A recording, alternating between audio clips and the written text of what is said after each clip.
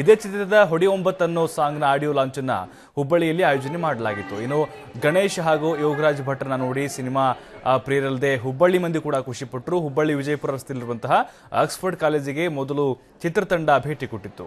ಯುವಕ ಯುವತಿಯರಂತೂ ಗಣೇಶ್ ನೋಡಿ ಹುಚ್ಚೆದ್ದು ಕುಣಿದ್ರು.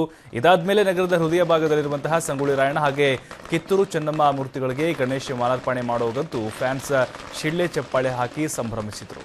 ಸಂಜೆ ಲಕ್ಷ್ಮೀ ಮಾಲ್ನಲ್ಲಿ ಹೊಡಿ ಒಂಬತ್ತು ಸಾಂಗ್ ಫ್ಯಾನ್ಸ್ ಕಡೆಯಿಂದ ಲಾಂಚ್ ಮಾಡಿಸಲಾಯಿತು.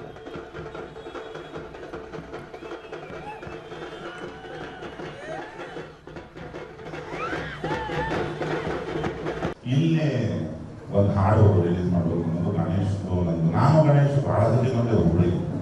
ಇದರಲ್ಲಿ ಬರೋಬ್ಬರಿ 7 ಹಾಡದವ್ರು, 7 ಹಾಡು ಚಂದದವು. ಅದರಾಗ ಒಂದು ಹಾಡನ್ನ ಹುಬ್ಬಳ್ಳಿ ನಾಡಿಂದನ ಶುರು ಮಾಡೋಣ ಅಂತ ಹೇಳಿ ಮಾತಾಡ್ಕೊಂಡು ಹೊಡಿ ಒಂಬತ್ತು ಅನ್ನೋದು ಹೊಡಿ ಒಂಬತ್ತು ಪ್ಲ್ಯಾನ್ ಬಂದ್ಬಿಟ್ಟು ಭಟ್ರದು. ಈ ಸಾಂಗ್ ಹಿಂಗೆ ಮಾಡೋಣ ಕಣ, ಇದು ಮಾಡೋಣ. ಬಾಗಲಕೋಟೆಗೆ ಹೋಗಿದ್ದೆ. ಒಂದು 40-50 ಸಾವಿರ ಜನ ಒಟ್ಟಿಗೆ ಹೊಡಿ ಒಂಬತ್ತು ಅಂದರೆ ನಮಗೆ ಥ್ರಿಲ್ ಆಗ್ತಾ ಇತ್ತು ಅಂತ ಹೇಳಿ ಮಾಡಿರೋ ಸಾಂಗ್ ಇದು. ಭಾಳ ಖುಷಿಯಾಯಿತು. ಅಂದರೆ ಡಾರ್ಕ್ ಫಿಲಾಸಫಿ ಅಂತ